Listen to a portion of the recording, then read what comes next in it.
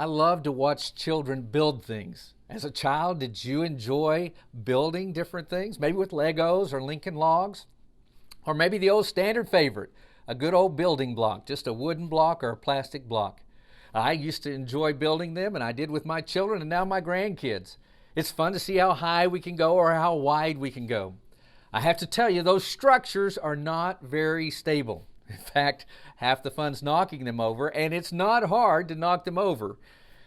In our lives, sometimes walls and barriers are placed in front of us, and they seem to be very strong and overwhelming and intimidating. But the walls that Satan tries to place in front of us to keep us from accomplishing and doing what God has placed in front of us are fragile to God. Don't be intimidated. Well, I might not be able to kick them over or knock them over on my own. God has no problem in bringing walls down.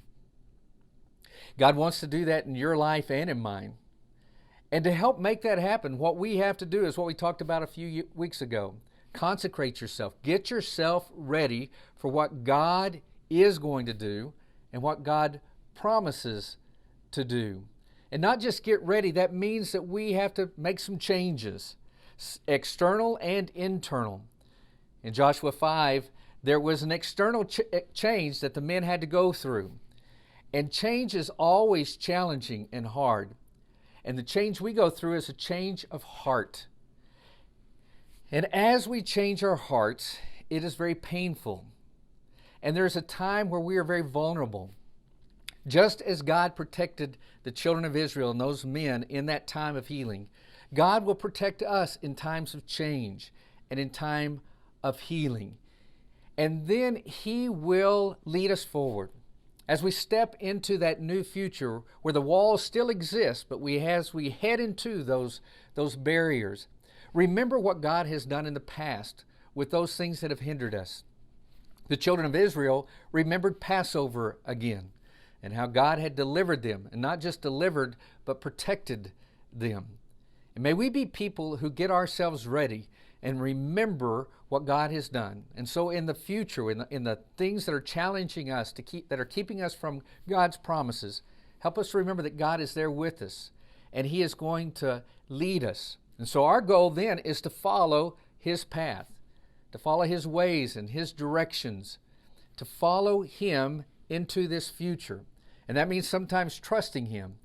We don't have to do it on our own. We simply follow where He leads us. And when walls fall down, remember that all that we are, that all that we have is dedicated to Him. And we don't receive the plunders of those promises. We are consecrated. We are His, and we give Him the credit and the glory. Remember, Satan wants to prevent us, but God provides for us. And as God leads us, Satan will try and stop us. There will be walls that come up. And in those times, remember, you're not alone. You don't have to do this all by yourself. Simply look to God and trust in God. I grew up singing a song at assemblies when the church was together called Trust and Obey. I think it's a pretty good chance you know the song as well. Maybe in just a moment when you're with your family or the small group of people that you find yourself with, or even by yourself, and you're thinking through that discussion guide that is also provided with this video. Maybe you pause at some point and sing the song, Trust and Obey. And you'll remember that God has been with us in the past, and He has promises for our future. And when Satan builds these barriers that seem overwhelming and intimidating, remember, God can knock them down as easily as a child can knock down those building blocks.